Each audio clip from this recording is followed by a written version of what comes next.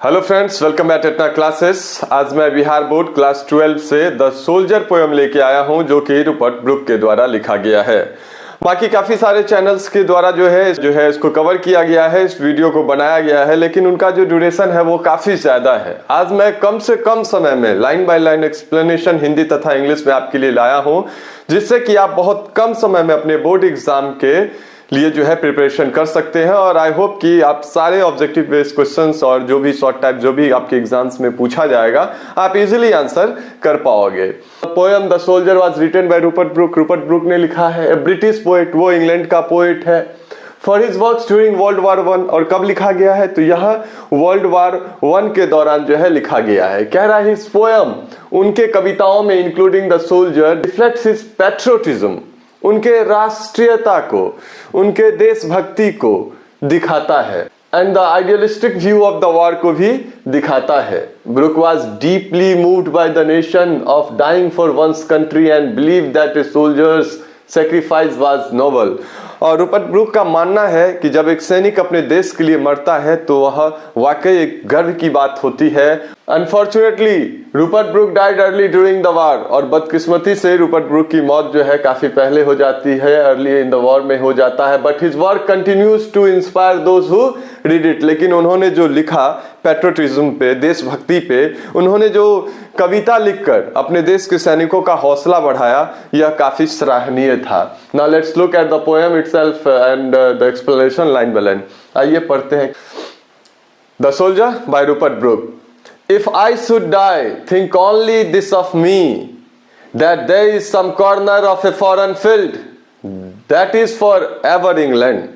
The poet imagines that if he dies, poet imagine करता और कहता है कि यदि वह मरता है, even in battlefield, युद्ध के मैदान में, he wants people to remember, वो चाहता है कि लोग उन्हें याद रखें, that a small part of foreign land will always belong to England. क्योंकि जब पोएट मरेगा और उसे जहां भी दूसरे देश में वह युद्ध करने गया है, दूसरे सरहद सीमा में जहां पे वो युद्ध पे गया है, अगर यदि वो मरता है और वहां उसे अगर दफना दिया जाएगा, का कहना है कि इंग्लैंड के हवाओं में, इंग्लैंड के धरती से, इंग्लैंड के पानी, सूरज, धूप, जो भी जरूरी होता है, एसेंशियल होता है ह्यूमन बीइंग के लिए, वहां से पल के बढ़ के उसका जो ये शरीर है बना है। यदि वह वार में मरता है और उसे दूसरे देश में उसे दफनाया जाता है, क्योंकि उसकी बॉडी, उसका जो शरीर है कहां पोषित हुआ, कहां नॉरिश हुआ है?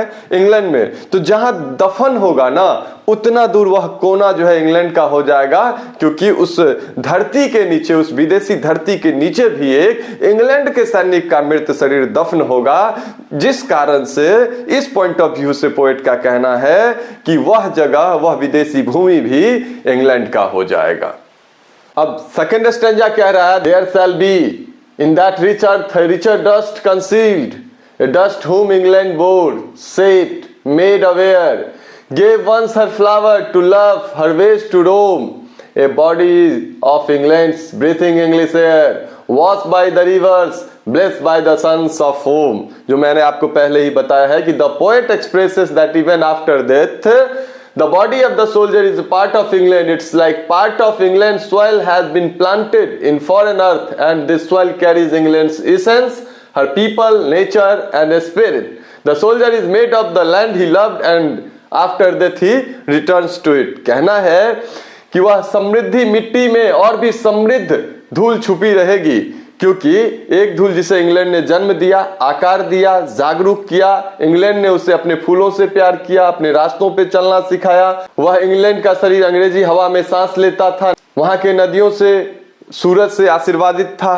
तो कुल मिला के कहना है कि जिस धरती पे, जो धरती कहीं की भी हो, पवित्र होती है, तो मरने के बाद जिस पवित्र धरती पे सोल्जर को दफनाया जाएगा, तो वह धरती और पवित्र हो जाएगा, क्योंकि पोएट जो है वो इंग्लैंड का है, इंग्लैंड में जन्म लिया, इंग्लैंड में उनका पालन पोषण हुआ। इंग्लैंड, उनका मानना है कि इंग्लैंड में जो उन्होंने पानी, धूप, सूरज, फ्लावर, जो कुछ भी उन्होंने कंज्यूम किया, जो कुछ भी उन्हें अपने मातृभूमि से मिला, तो अपने आप को ही इंग्लैंड का मानते हैं। और कह रहा है पोएट कि यदि मैं मर जाऊं, अगर मेरी मृत्यु होती है, तो मुझे जहां कहीं भी दफन किया जाएगा तो वह धरती इंग्लैंड का इसलिए हो जाएगा क्योंकि मेरा रोम रोम, मेरा कण कण जो है, मेरा पूरा का पूरा शरीर इंग्लैंड की देन है। इंग्लैंड की हवा, पानी, मिट्टी, धूल, हर चीज से मैं पला बढ़ा और इतना बड़ा हुआ। तो मेरा शरीर का एक एक रोम जो है वो इंग्लैंड से बिलोंग करता है। इसलिए जहां मैं मरूंगा और दफनाया जाएगा तो वह धरती भी पवित्र हो जाएगी और वह इंग्लैंड का हो जाएगा।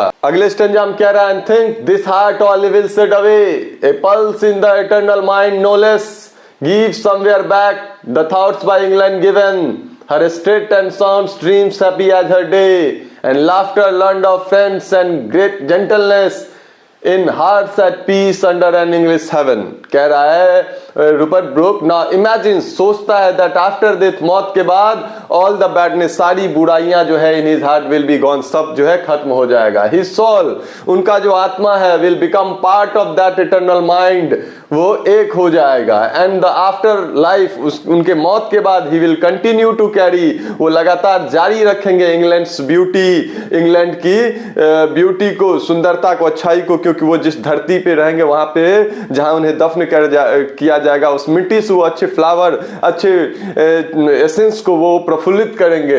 हर लैंडस्केप, हर साउंड एंड हर joyful spirit, the poet also suggest, बताता है that the peace he felt while living in England, जैसे वो पीस को, कामनेस को जीते जी इंग्लैंड में फील किया था, will remain with him after death, उसके मौत के बाद भी रहेगा, in a heavenly place that is forever connected to his homeland, जहां पे उन्हें दफन किया जाएगा, वह पीस, वो कामनेस रहेगा। तो ये जो है वॉर के पोएट थे, जो रूपर्ट ब्रूक, जो कि पोएम लिख के अपने देश के सैनिकों का हौसला बढ़ाया करते थे। हम लोगों ने अभी पढ़ा इस पोएम में कि एक सैनिक है जो कि दूसरे देश में, अपने देश के लिए वर्ल्ड वार 1 में लड़ने जाता है, जहां पे वो कहता है कि यदि मैं मर भी जाता हूं तो अपने देश के लिए, तो यह गम की बात नहीं है, यह फक्र की बात होगी, क्योंकि जिस धरती ने, जिस देश ने मुझे पाल पोस कर इतना बड़ा किया है, मैं उसके लिए, उस अपने देश, अपने मातृभूमि के लिए लड़ रहा हूं। और यदि मैं मर भी जाऊंगा, अगर बाद में भले किसी की भी जीत या हार हो, लेकिन अगर मैं मर भी जाऊंगा और मुझे जहां भी, जिस कोने में दूसरे फॉरेन लैंड पे दफनाया जाएगा,